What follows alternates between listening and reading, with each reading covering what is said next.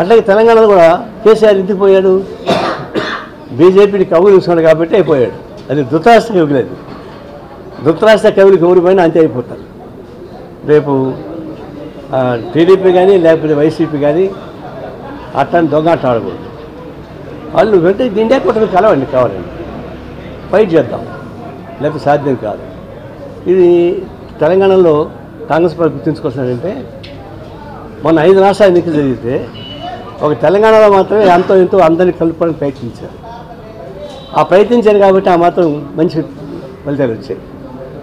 మరి ఛత్తీస్గఢ్, మధ్యప్రదేశ్, రాజస్థాన్ ఈ మూడిట్లో సంకుచిత వైఖరి వహించారు కాంగ్రెస్ పార్టీ. అందరిని కలుపుకోవడానికి సిద్ధపడలే, నష్టపోయారు.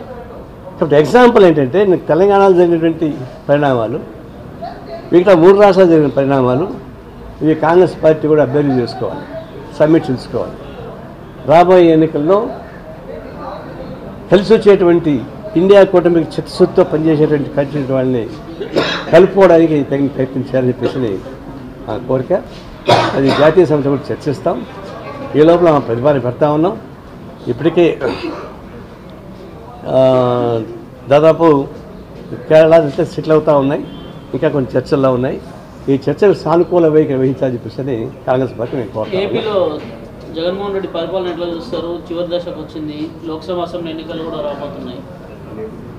వైసీపీ గవర్నమెంట్ చివరి దశకు వచ్చేసింది. మీరు చెప్పినట్టుగా, మీరు చెప్పినది తదాస్తు, అది చివరికి వచ్చేసింది. అది పైకి వచ్చే అవకాశం లేదు. ఎందుకంటే దానికి ప్రజాస్వామ్య సూత్రాలు లేవు. మోడీ అంటే మోడీని తలతన్నే వాళ్ళ పద్ధతితో ఉంది అక్కడ. ఆయన ఎవరిని పెట్టుకున్నా చెప్పండి, ఒక్కటి చెప్పండి. ప్రతిపక్షాలు నీకు శత్రువులు, ప్రజలు నీకు శత్రువులు, మీ ఇంట పుట్టినటువంటి మీ చెల్లెలు శత్రువు, నిన్ను కన్న తల్లి శత్రువు. మీరు ఎవరిని పెట్టుకున్నారని ఇంటా బయట మోడీ ఏమైతే ఇంటా బయట అనగొడుతున్నాడో, మోడీకి డీటోకి జగన్మోహన్ రెడ్డి కూడా ఇంటా బయట కూడా అనగొడుతున్నాడు. అట్లాంటి వ్యక్తులని కాపాడే శక్తి ప్రజానీకానికి లేదు. అన్ని రకాల వ్యతిరేకం ఉన్నారు. మరి ఎవరికి వేస్తారు ఓట్లు? అది క్వశ్చన్ మార్క్ అయింది. అది చంద్రబాబు నాయుడు ఇప్పుడు ఫైట్ చేస్తున్నాడు కదా, ఆయన మోడీకి తందాన పడతా ఉన్నాడు.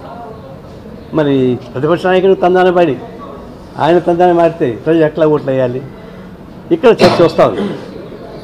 మేము వామపక్ష పార్టీగా మేము అనుకున్నాం, సిపిఐ సిపిఐ ఇండియా కూటమిని బలపరిచే పద్ధతిలో ఎవరైతే ముందుకు వస్తారో వాళ్ళతో కలిసి ఆంధ్రప్రదేశ్లో కూడా రాజకీయ వ్యవహారం చేద్దామని చెప్పేసి అనుకున్నాం. అది కూడా ఫైనల్గా ఫిబ్రవరిలో జరిగేటువంటి జాతీయ మహాసభలో తుది రూపు తీసుకుంటాం.